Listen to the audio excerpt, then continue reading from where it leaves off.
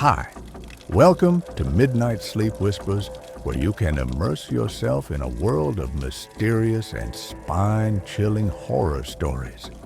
Perfect for drifting off to sleep or simply unwinding. Get cozy, dim the lights, and let's begin. The Forest Trailer, June 1978. On the 4th of June, 1978, deep in the silent woods of the Sierra Nevada, a group of motorcyclists bumped along a rutted logging road. Snowdrifts still clung to the shaded hollows beneath towering pines, but the high-elevation snows had largely melted with the coming of summer. The riders were exploring a remote Forest Service campsite in the Plumas National Forest, a place utterly cut off during winter, when they caught a foul smell on the mountain air. Following the stench, they came upon a battered forestry trailer hidden among the trees. Its front window was shattered. The door, latched but not locked, creaked open at a touch. What greeted them inside curdled their blood. An unbearable odor billowed out, the reek of death and decay. Within the gloomy trailer lay the emaciated corpse of a man on a bunk. He was draped in layers of sheets and thin blankets, almost as if tucked in for sleep, head swathed in linen. His feet were bare and horribly frostbitten, blackened with gangrene, and his body was little more than skin and bone. A scraggly beard on the withered face hinted he had lived for many weeks in this refuge before succumbing. On a small bedside table, searchers later noted personal effects carefully laid out: a wallet with cash, a nickel ring engraved with the name Ted, a gold necklace, and an odd gold watch with its crystal missing. Tellingly, none of the families of the missing men would recognize this watch. It did not belong to any of the 5 friends who had vanished months earlier. A partially melted candle stub sat nearby, as if the last feeble source of light for the doomed occupant. The motorcyclists staggered back, gagging at the smell and the horror of the discovery. They rushed to alert authorities. By the next day, search teams swarmed the mountains. In the dense forest around the trailer, deputies soon made more grisly finds. Off the same lonely road, about 11.4 miles downhill from the trailer, they found scattered remains of 2 bodies. On one side of the dirt road lay a corpse later identified as Jack Madruga, 30, stretched out face up in the pine needles. On the opposite side lay bits of bone belonging to Bill Sterling, 29. Animals had ravaged Sterling's body, reducing it to a scattering of bones over a small R. Madruga's remains still had bits of flesh. His right hand clutched loosely around something, the keys to his turquoise Mercury Montego, the very car in which the 5 friends had driven into these mountains months before. Autopsies would later conclude Jack Madruga and Bill Sterling had died of hypothermia, death by freezing in the frigid wilderness. Investigators theorized that perhaps one had succumbed first to exhaustion and cold, and the other had stayed by his side until the same fate overtook him. 2 days later, on the 7th of June, searchers made another heartbreaking discovery.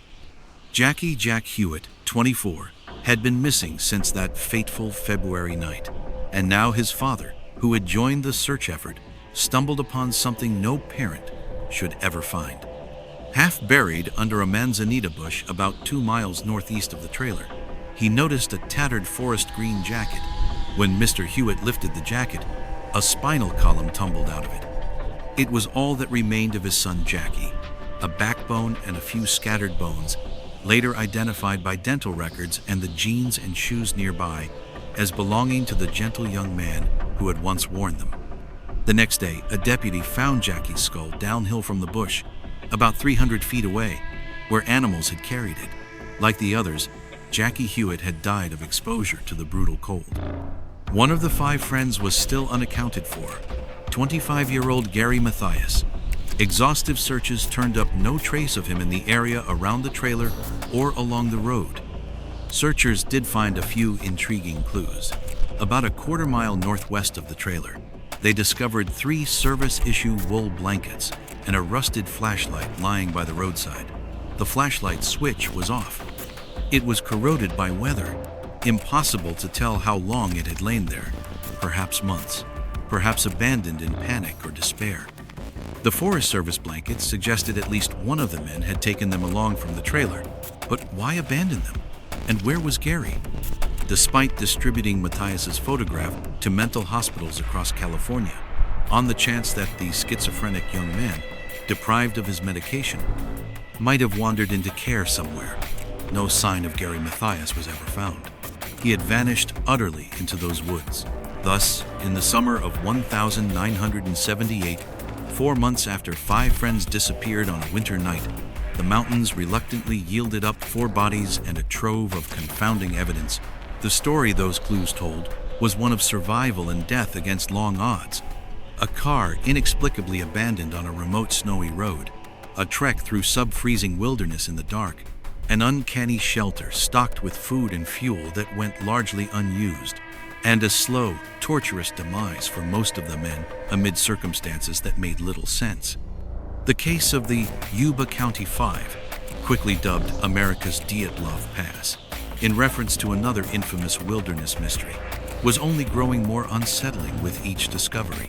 To understand how these young men came to such an end, one must go back to the chilly night of the 24th of February, 1978, when their ill-fated journey began. The 24th of February, 1978, the last game.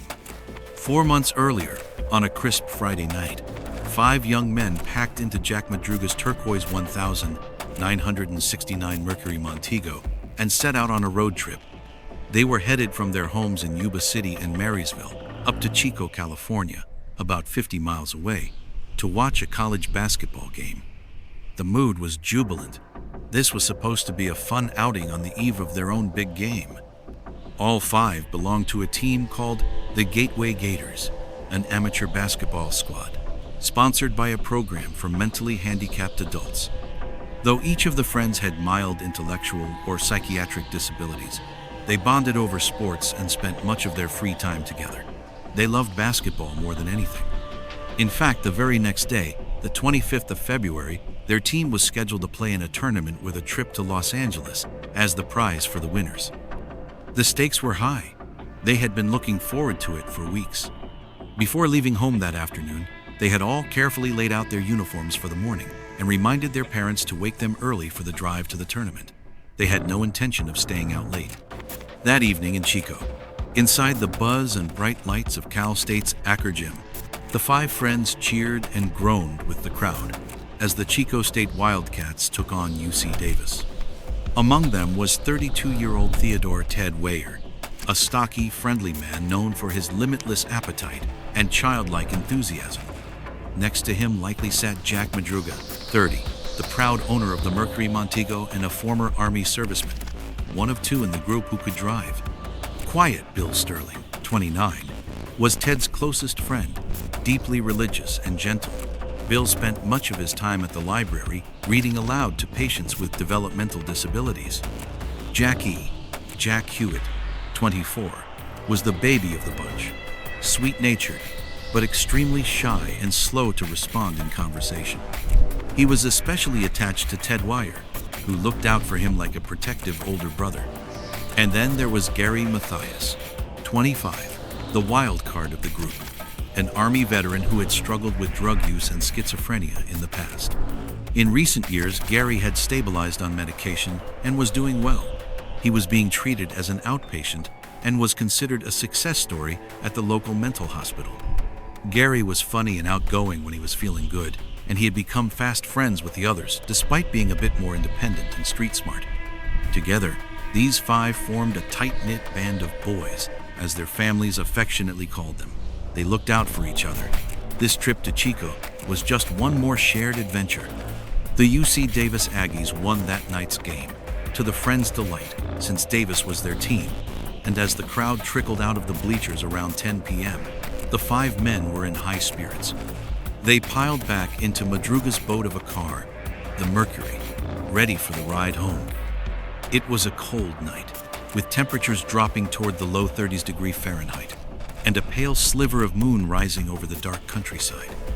As they left Chico, Jack steered the car south, heading toward the Sacramento Valley and home, or so they assumed.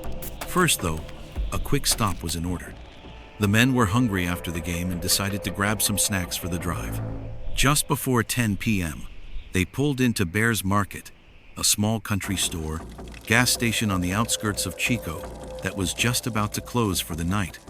The annoyed clerk watched as 5 adult men, excited as kids, hurried in to buy treats at this late hour.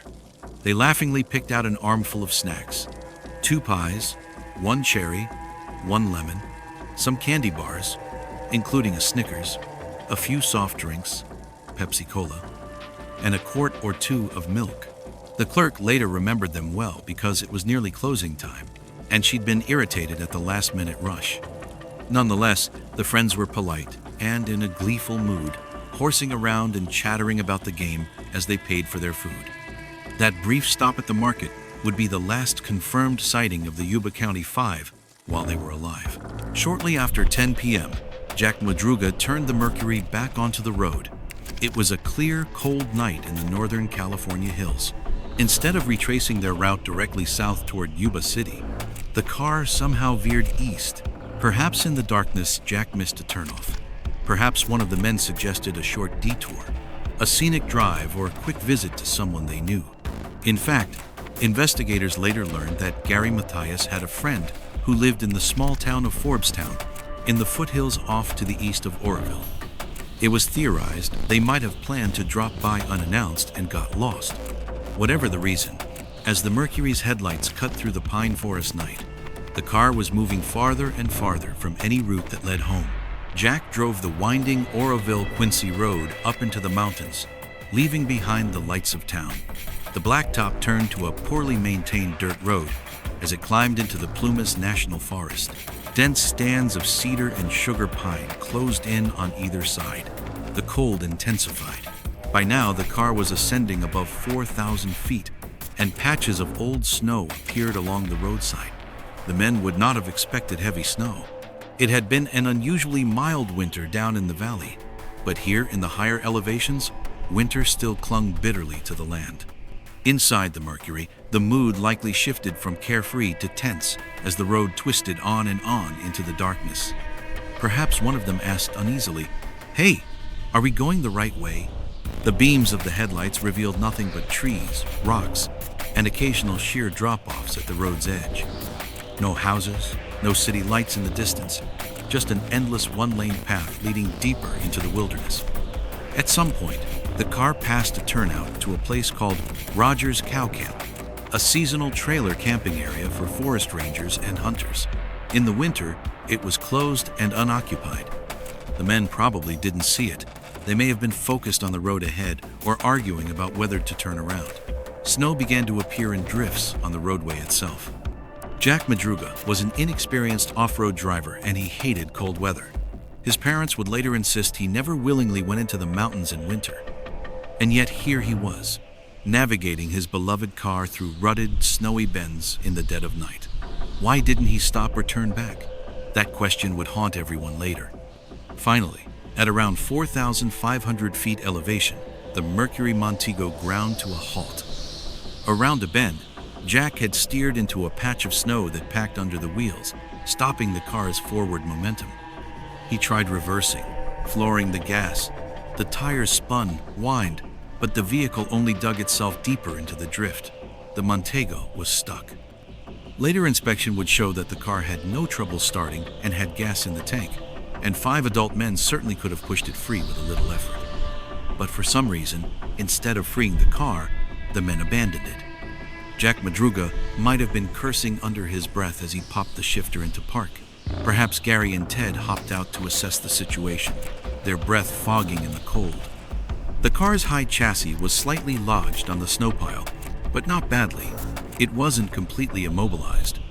Yet the crisp tracks in the snow later told a story of panic. Investigators would note that the car's rear wheels had spun futilely, indicating an attempt to power out of the rut. But the effort had been quickly given up. The Montego's engine was soon quiet, its headlights switched off, leaving the men in nearly total darkness under the towering pines. Why did they quit so soon and leave the safety of the car? It was a decision that defied logic. None of the young men was dressed for hiking in deep snow. They wore light coats, thin shirts, street shoes. The smart move would have been to stay with the vehicle until help came, or until daylight at least, but something compelled the group to pile out into the freezing night. Perhaps a mix of anxiety and misplaced optimism drove them. Maybe they thought they were close to civilization and could walk to help. Or maybe they felt they had no choice. Perhaps they were spooked by something, or someone, out there in the darkness. Bundling their thin jackets around themselves, the 5 friends locked up nothing.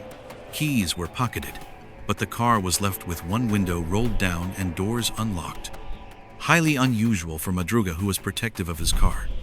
They brought with them no extra clothes, no flashlights beyond possibly 1 or 2 small torches, and none of the food they'd bought later back in the car. Searchers would find the candy wrappers and empty milk cartons on the floor, along with programs from the Chico game. The men had already eaten their treats. They simply set off into the snowy woods, in the general direction up the road, away from the way they had come. Inexplicably, instead of turning back downhill toward the main highway and towns, they marched further into the mountains. Above, the Milky Way spread in glittering silence. The temperature was well below freezing now, and the only sounds were the crunch of crusted snow under 5 pairs of feet and the distant whisper of pines in the breeze. The forest in the middle of the night can play tricks on the mind. As the men moved deeper into the wilderness, some might have felt the first gnawing edges of fear. They had about 19 miles of desolate road ahead of them in the direction they chose, with no idea what lay that way. A midnight encounter. Not far ahead on that same road, on the very same dark night, 55-year-old Joseph Shans sat shivering in pain inside his immobile Volkswagen Beetle. Shans, a man from Sacramento, had driven up into these mountains earlier that evening to check on a cabin he owned near Rogers Cow Camp. Fatefully, around 5:30 p.m., his VW had gotten stuck in the snow not far from the abandoned Mercury's eventual location. While trying to push his car free, Shans experienced a sudden, crushing pain in his chest, a heart attack. Stranded and alone, he managed to clamber back into his little car and kept the engine running for heat, hoping to wait out the night until help might arrive. He lay in agony for hours on the reclined seat, in and out of a pained half-sleep, the Beetle's engine chugging to provide precious warmth. Around midnight, Joseph Shans was startled awake by a faint sound. Voices? Yes, voices carried through the still forest, echoing off the trees. He lifted his head, and through his windshield he saw a glow of headlights coming down the road behind him. Relieved and desperate, Shans peered into his rearview mirror. In the darkness, a short distance up the road, he could make out several figures on foot approaching his location, shining flashlights. He even thought he saw a woman among them, holding a small bundle that looked like a baby in her arms. In reality, on that lonely mountain road, it would have been an incredible coincidence. A woman and a baby, wandering at midnight. Shans would later wonder if he had hallucinated parts of the scene, dazed by pain. But what he was certain of was that he saw a group of at least 5 people, men's voices, a lady, a crying baby's wail, wandering in the beam of a vehicle's headlights that wasn't his own. Mustering his strength, Shans shouted into the night, "Help! Help me, please!" His voice echoed through the silent pines. To his dismay, the response was not rescue. Instead, the bobbing flashlight beams clicked off abruptly. The voices fell silent. The headlights in the distance were snuffed out. Joseph Shans was plunged back into darkness and quiet. The only sound was his own labored breathing and the throb of blood in his ears. He called out again and again, but there was no answer. Only the vast, indifferent forest answered, with a whisper of wind. After what felt like an eternity of silence, Shans sank back into his seat, uncertain if the strange encounter had been real or a feverish dream. Just as he closed his eyes, he heard a high-pitched whistling noise, like someone whistling for a dog, or perhaps whistling a tune, somewhere in the woods near him. Then nothing. The mysterious group of people had vanished into the night, leaving Shans alone and terrified. A few hours later, in the pre-dawn chill, Joseph Shans's gas finally ran out. The Volkswagen's engine sputtered off, and with it died the only source of heat. Mercifully, Sean's chest pain had subsided. He had survived the worst of the heart attack. In the pre-dawn darkness, as the eastern sky just began to lighten, Sean decided he had to try to hike down to get help. Crawling out of his car, he started trudging down the road toward the lodge at Rogers Cow Camp, about 8 miles away. After walking only about 100 yards, he came upon a sight that made him stop in confusion. Another car was parked on the roadside ahead. It was a turquoise sedan, a 1969 Mercury Montego, sitting oddly on the roadside with one window partly open. No one was inside. Thinking the occupants might have gone to get help, Sean continued on. In a stroke of luck, before he made it all the way to the lodge, he encountered a group of timber cutters in a pickup truck. They gave the exhausted man a ride down to the mountain town of Oroville, where he was treated at a hospital. Sean would not learn the significance of the abandoned Montego until days later, when news of the missing Yuba City men became public. Only then did he realize that during those strange midnight moments, he likely came within feet of the 5 lost young men, only to watch them disappear into the darkness, into the wilderness. When dawn broke on the 25th of February, 1978, the 5 friends from Yuba were somewhere high in the Sierra wilderness, moving further from safety with each passing hour. We can only imagine the desperation and confusion that began to set in as they trudged through the snow. The sky on that Saturday likely dawned gray and overcast. There was talk of a big storm brewing, but it hadn't hit yet. Still, the air was damp and thick with the promise of more snow to come. The dirt roads snaked onward through ridges and valleys, every bend revealing just more endless forest and white-capped terrain. None of the boys had eaten since the night before except for the candy and snacks, and now hunger gnawed at their stomachs. But worse was the cold. They had been walking for hours through snow, sometimes 4-6 feet deep in places where it drifted. Their feet were soaking wet and freezing. Every step was exhausting, especially for Ted, who was overweight, and Jackie, who was not very strong physically. Jack Madruga and Gary Mathias took turns leading the way, their military training kicking in, Gary from the Army, Jack from the Air Force. Perhaps they encouraged the others. Come on, keep moving. We have to keep moving or we'll freeze. Bill Sterling, ever the quiet stalwart, kept close to his best friend Jack Hewitt, murmuring gentle encouragement. The group's dynamic had always been supportive. Now it was a matter of survival. As they staggered onward, the men stumbled upon a strange sight in the snow. Tread tracks from a large vehicle, running perpendicular to the road, and then along it. In fact, unbeknownst to them, a Forest Service snowcat, essentially a small tractor with treads, had traveled this very road the day before their disappearance. A ranger had driven it up to that distant trailer campsite to clear the snow off the trailer roof, to prevent it collapsing from the weight. In doing so, the snowcat had left a slightly compressed path through the otherwise deep drifts. Now, the 5 exhausted men found this path. It must have seemed like a godsend. The machine's tracks created a makeshift trail they could walk on more easily. Perhaps it also reassured them that someone had been up here recently. If they followed the trail, maybe it would lead to people, to shelter. So they turned off the road and began to follow the snowcat's tracks into the woods. The tracks indeed led somewhere, but it was still many miles ahead. Step by step, hour by hour, the 5 pressed on through a landscape that was eerily beautiful and utterly unforgiving. Towering red firs and sugar pines loomed overhead, their branches heavy with old snow that occasionally plopped down in clumps as the day grew warmer. In shaded glens, icicles hung from granite outcrops. The only sounds were their labored breathing and the squeak crunch of snow underfoot. At times, the silence must have felt crushing. No cars, no distant hum of civilization, just the infinite quiet of the winter wilds. At some point along this arduous trek, perhaps that morning, perhaps later, the group began to fracture under the strain. Hypothermia, the process of freezing to death, is insidious. It saps energy and clouds the mind with confusion.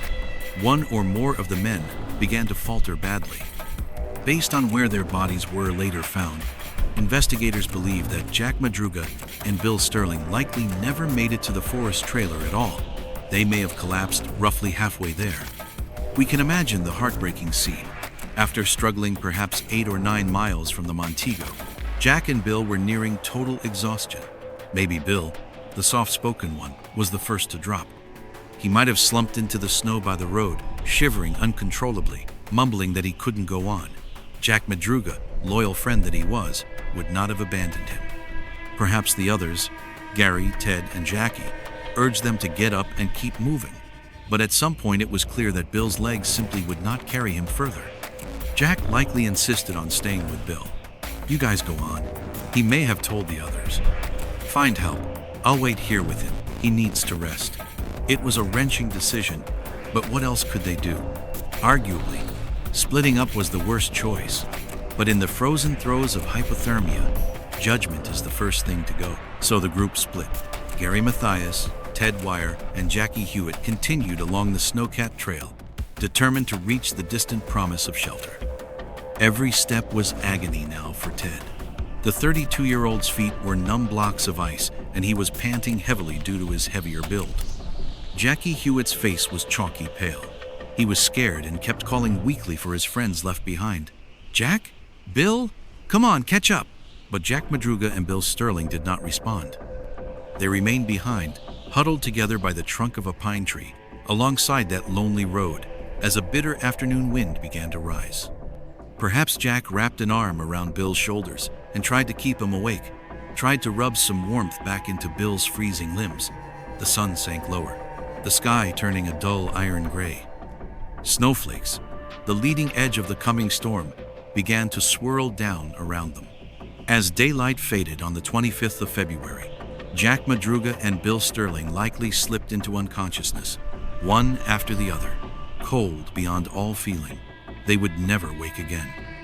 Weeks later, searchers would find their bodies not far from that spot, Jack with one arm gently around Bill's body, as if in one final gesture of loyalty. Both died in the final stages of hypothermia, a state in which victims often grow paradoxically calm, even euphoric, and simply lie down to sleep. They never knew that 3 of their friends did, in fact, find shelter just a few miles ahead, the trailer in the forest. Gary Mathias, Ted Wire, and Jackie Hewitt pressed onward along the Snowcat's tracks. Sometime on the 25th of February, perhaps evening, perhaps even the 26th, the exact timeline is fuzzy, the 3 came upon a clearing in the woods where a cluster of Forestry Service trailers stood. This was the remote camp at Rogers Cow, a kind of semi-permanent campground that forest rangers used during warmer seasons. Now it was deserted and ghostly quiet, half buried in snow. Among the structures was a white Forest Service trailer, elevated on cinder blocks, which served as a rudimentary cabin for whoever might be stationed there. The Snowcat's trail led directly to it. At long last, the 3 exhausted men had found shelter. They circled the trailer, calling out, but as expected, nobody was around. The windows were shuttered or frosted over. Finding the door locked tight, Gary and Ted picked up an object, perhaps a tire, iron, or rock, and smashed the trailer's window. Gary, agile and determined, likely hoisted himself through, careful to avoid the broken glass. Inside, he opened the door to let the others stumble in out of the cold. Finally, they were indoors, safe from the biting wind and snow outside. The relief must have been immense. Inside the trailer, it was dark and musty, about 20 feet long and outfitted with bunk cots, a small wood-burning stove with a flue exiting the roof, some basic furniture, and a few cupboards. Dust motes danced in the beam of a flashlight as they looked around. There were no electric lights, no heat except the stove, which was unlit, but at least it was 4 walls and a roof. They shut the door against the elements. It was perhaps the first time they'd been warm, relatively speaking, in over 24 hours. Though warm was relative, the trailer was frigid inside, but at least it was out of the wind. In the trailer's small cupboards, they found mostly minimal supplies. Not much to eat. But outside, Ted discovered a locked storage shed nearby. With renewed strength, Gary and Jackie pried it open. Inside, they hit a small jackpot. sea rations, military surplus canned food, stored in cardboard cases. These were essentially emergency canned meals. Grateful and half-starved, the men carried several cans back to the trailer. Gary, an Army veteran, knew exactly how to tackle them. He pulled out a P-38 can opener, a tiny military-issue tool he kept on his keychain from his service days, and deftly began opening cans. Over the next days, they would open and consume a dozen cans of this life-saving food: stewed meats, fruit cocktail, and pudding, each can yielding precious calories to keep them alive. Half of the sea ration stock was left untouched, but they had no idea an entire locker of dehydrated food sat in another shed outside, a stockpile that could have fed all 5 men for a year. That padlocked cache remained unopened, perhaps either unnoticed or too intimidating for them to break into. Inside the trailer, they also located some old matches and paperback books, kindling for the stove. A couple of heavy wool blankets and spare clothing, thick forestry issue parkas and pants, were stored in a cabinet, but disturbingly, none of these supplies were used. The stove was never lit, despite the available fuel and matches. The warm clothing remained folded and stacked where it was, as if the young men were afraid to touch the Rangers' gear. Perhaps their fear of getting into trouble overrode even their survival instinct. Ted, for one, lacked common sense due to his disability, and might have thought using someone else's property was stealing, and refused to do it. Or maybe the group, already suffering from frostbite and hypothermia, just didn't think rationally. They chose instead to wrap up in the thin camp blankets they found and rely on the meager heat of the trailer's insulation. At least they had food and shelter. For the first time in over a day, the 3 could rest. We can imagine them passing around a can of peaches or spaghetti, eating greedily. Ted Wire, in particular, loved food. He would eat anything he could get his hands on, according to his brother. No doubt Ted devoured his share of the rations. They plugged the broken window with a blanket or maybe a jacket to keep the draft out. In the pitch black of the mountains, they found a few candles to light. One candle was indeed later found half burnt on the table, casting a dim glow over the cramped interior as night fell again. Outside, the predicted snowstorm arrived with a vengeance. Starting on the night of the 25th of February and intensifying through the 26th and 27th, a blizzard buried the region in new snow. Nearly 9 inches of snowfall blanketed the area in those days. Down in the valley, worried families of the men were reporting them missing to the Yuba County sheriffs, and search efforts were beginning along the highways. But up here, the 5 were hidden from the world, snow piling high around the trailer, erasing any footprints or tire tracks. The storm raged for days, effectively stymieing rescue efforts and sealing the friends in an icy tomb of isolation. Inside the trailer, time must have passed in a fog, days and nights blurred. Ted's feet had been badly frostbitten during the long walk. The flesh had swollen and blackened, and he was in terrible pain, barely able to move. He likely spent most of his time lying on one of the lower bunks. Jackie Hewitt, ever gentle and pliant, may have tried to care for Ted, maybe draping blankets over him. Gary Mathias, the most able-bodied and clear-headed, at least initially, would have taken charge of opening cans and rationing their contents. Perhaps Gary tried to get the others to put on the heavy coats stored in the trailer, but Ted and Jackie may have irrationally declined. In the throes of hunger and cold, irrational behavior and poor judgment are common, and both Ted and Jackie had cognitive limitations to begin with. They might have literally not realized the heating system or extra clothes could save them. Or perhaps fear played a role. Fear of breaking the rules. Fear of getting caught, misusing government property. Tragically, it wouldn't have been out of character. Ted Wire's own family later noted that he lacked basic common sense.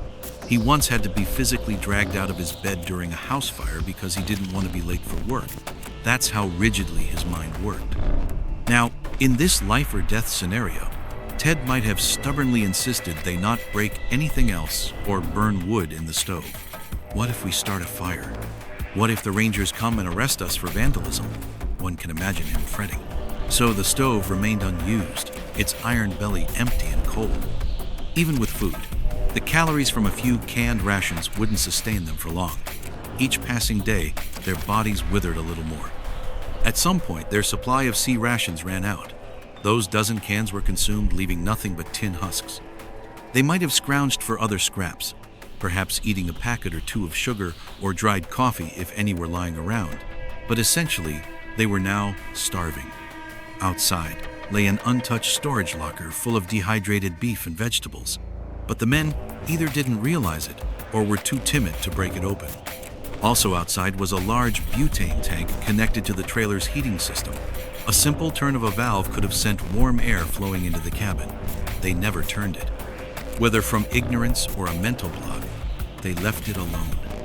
The days may have grown a bit warmer as March arrived, but nights were still brutally cold. The snow piled high around the trailer actually provided some insulation, yet inside the temperature likely hovered just above freezing. The three men's irrational behavior continued the longer they endured.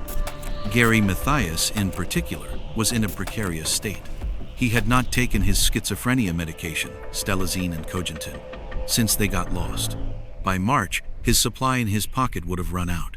Without those meds, Gary risked a psychotic break, or at least confusion and paranoia returning.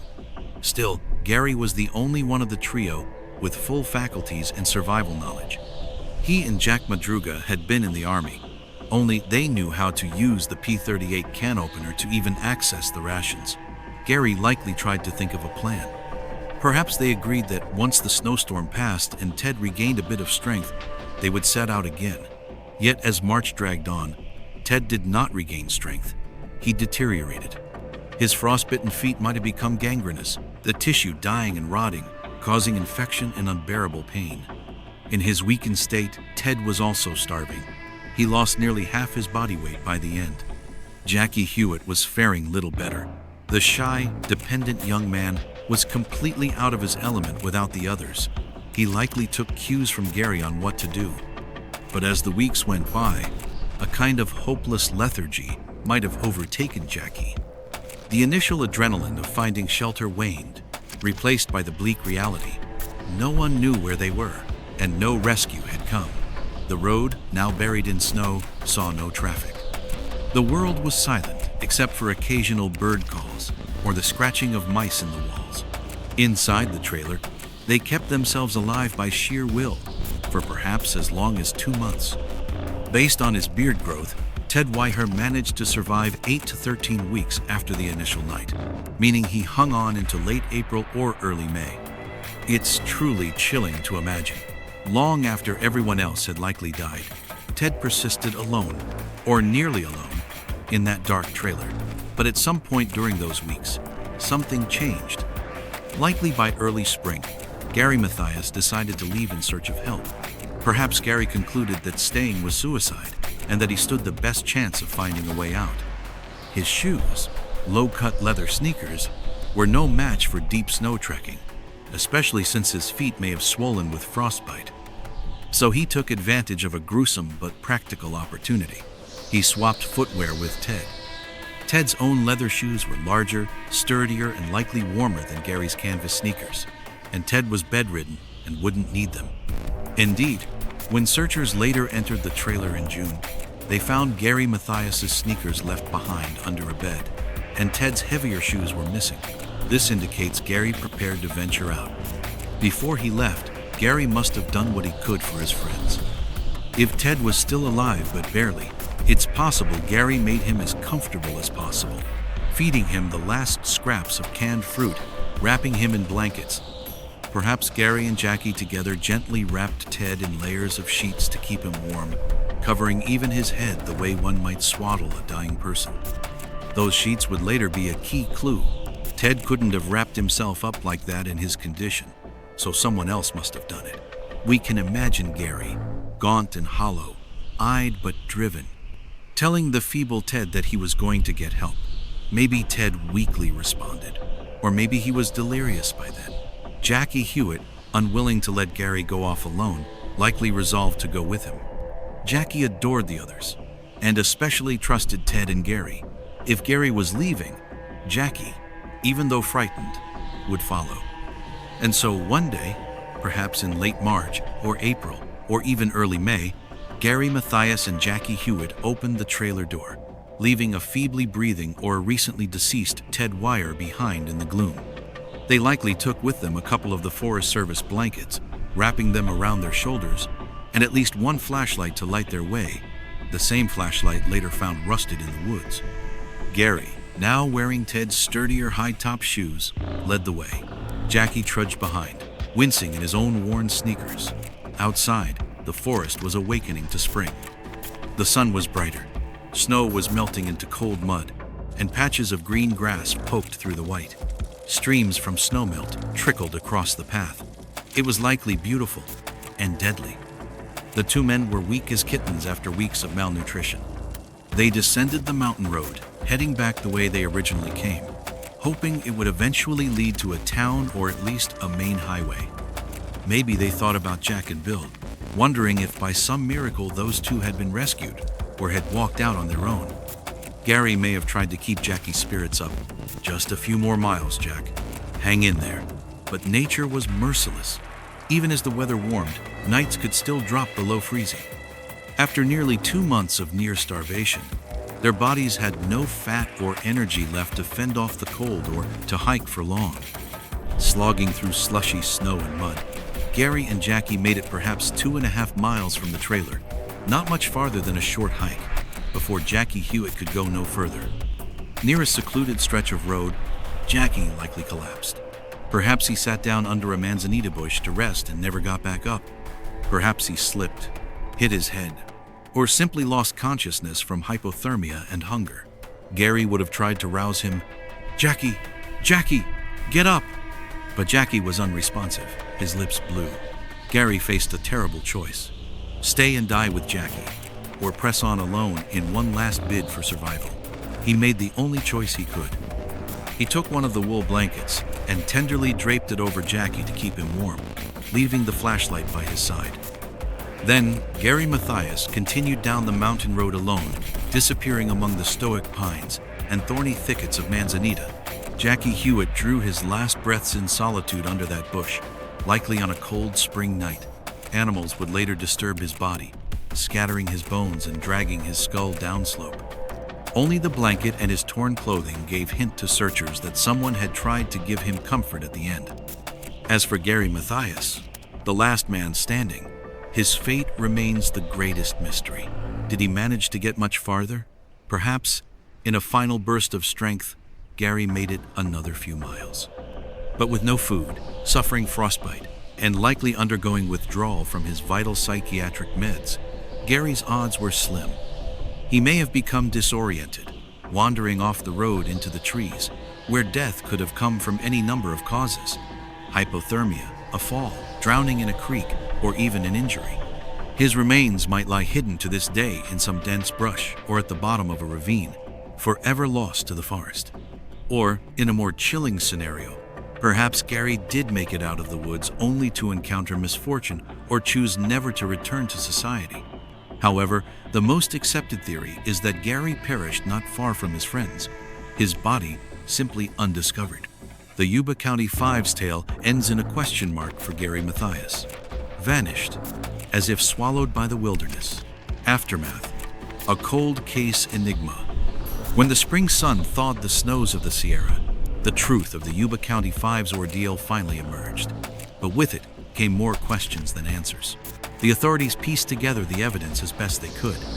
Investigators noted the Montego had been driven roughly 19.4 miles up that mountain road, far off course from any route to Yuba City. The car was in fine working order, not out of gas, and could easily have been pushed out of the shallow snowbank by the 5 men. Why had they abandoned it? And why had they headed deeper into the wilderness rather than turning back down the road? Theories abounded. One idea was that maybe the group had wanted to visit Mathias's friend in Forbstown and simply took a wrong turn at Oroville, winding up on the mountain road by accident. Unfamiliar with the area, perhaps they panicked when the car got stuck and decided to seek help on foot, mistakenly thinking the closest help lay ahead rather than behind. But that didn't fully add up. The road ahead only led deeper into desolation. And what of Joseph Chance's account of seeing people, and possibly a mysterious woman and baby, on the road that night? Could it have been the boys he saw? The timeline and location fit? If so, why did they shy away from a shouting man in need? Perhaps in their hypothermic disorientation, the friends themselves were afraid of strangers in the dark, or of getting involved in something weird on that lonely road. It's possible that by the time they encountered Chance's car, their reasoning was impaired, and the sight of him yelling in the night spooked them into silence. Sean's testimony was taken seriously after doctors confirmed his heart attack. Clearly, he had been up there and had experienced something strange. Yet some details could have been hallucinations. The woman and infant, for example, remain entirely uncorroborated. Another baffling piece of the puzzle was the report of sightings in Brownsville. In early March, as missing persons flyers circulated, a store clerk in the small town of Brownsville, about 30 miles from where the car was found, came forward with an intriguing story.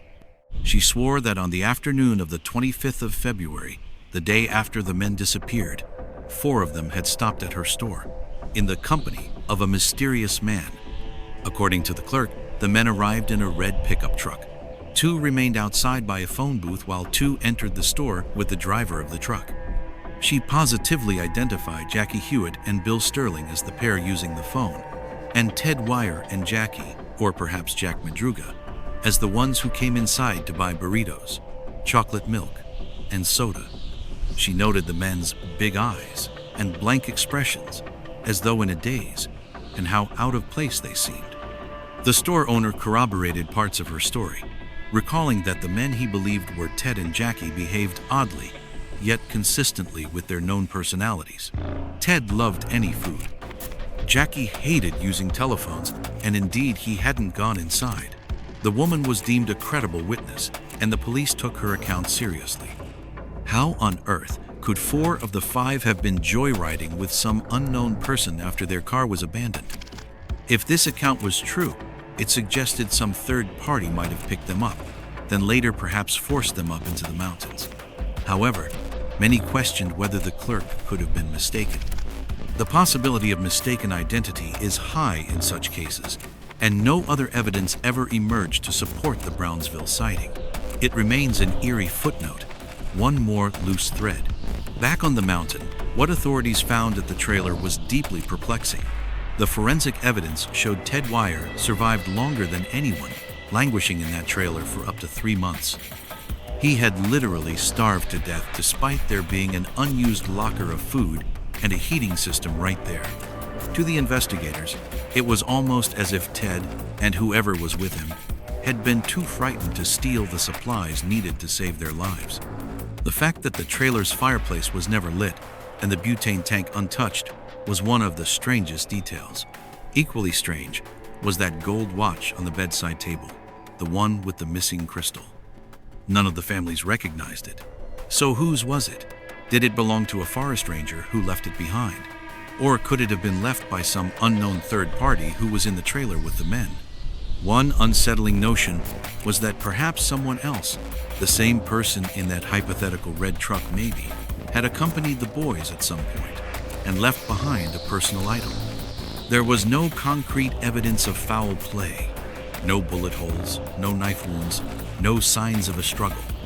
Yet that watch, the mysterious car seen by Schultz, and the Brownsville story fueled rampant speculation that the Yuba County Five might have seen or experienced something that caused them to flee for their lives. The families of the men each struggled to accept the official explanation, or lack thereof. To them, the idea that their boys, all vulnerable in their own ways, would suddenly ditch a perfectly good car to run off into the woods made no sense at all unless something or someone scared them into doing so. Mabel Madruga, Jack's mother, said she believed some force had led the group astray. They wouldn't have fled into the woods like a bunch of quail on their own, she insisted. There was some force that made them do it. She couldn't fathom what could overpower 5 grown men unless it was at gunpoint or under duress. The Viher family similarly felt that foul play must have been involved. Ted's sister speculated that maybe the group had accidentally witnessed a crime out there. perhaps stumbled on a drug deal or a violent encounter on the road, and had been chased. Fleeing into the mountains might have been the only way to escape, and then the unknown pursuers could have left them for dead. These were painful theories, with little evidence to back them, but the families were grasping for anything that could make sense of such a senseless tragedy. The police, for their part, leaned toward a less sinister theory: misadventure compounded by human error. Perhaps, as their working theory went, the men really did take a wrong turn, then misjudged how to get themselves out of trouble. After getting stuck, they might have irrationally feared the car's owner, Jack, would be mad about forcing the engine, or they might have heard Shanz's shouting and flashlight and bizarrely interpreted it as a threat rather than a plea. The detail that Madruga's car had no damage on the undercarriage was telling. It suggested whoever drove it up that awful road was extremely careful or knew the road well. Jack was known to be protective of his car and a cautious driver, but he'd never been there before. Could someone else have been driving? If so, who and where did that person go? Too many questions. In the end, the authorities had to admit they might never know exactly what happened.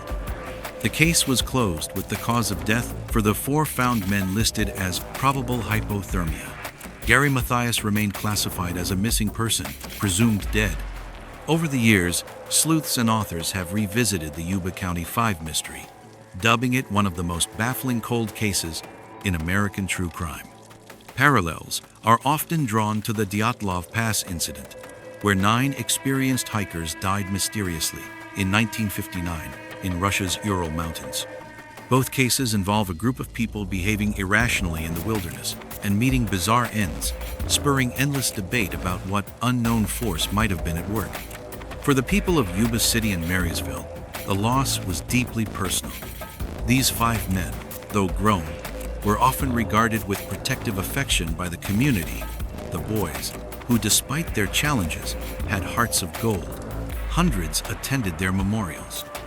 They remembered Bill Sterling reading scripture to hospital patients, Jack Hewitt's shy grin when he bowled at the local alley, Ted Ware's goofy jokes and bottomless stomach, Jack Madruga's pride in his shiny car, and Gary Mathias's hard-won progress overcoming his inner demons. That all 5 could vanish on a simple trip to a ball game and end up victims of the merciless wilderness was almost too much to bear. It felt like a cruel tale conjured from a Stephen King novel or a true detective episode, yet it was all agonizingly real. The Sierra Nevada now holds the secrets of that night. Perhaps somewhere under the sighing pines lies the last of the 5, Gary, now just bones returning to the earth. Perhaps in some crevice, an old Waltham gold watch missing its crystal ticks silently, never to be reclaimed.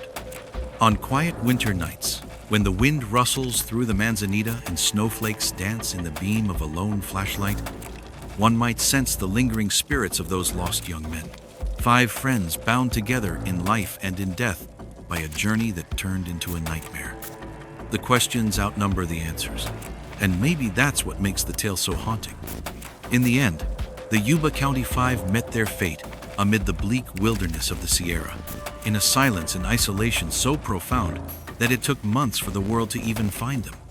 There were no monsters or madmen, as far as anyone can prove, just the unsettling, inexplicable nature of reality, where ordinary people can step off the map and into the unknown. 47 years have passed since that frigid February night, yet the story remains as chilling as ever. The case of the Yuba County 5 is a reminder that sometimes the scariest mysteries are not those concocted by fiction, but those that happen in the real world without rhyme or reason. 5 eager men went up a mountain road that winter and never came home, leaving behind only wreckage and riddles.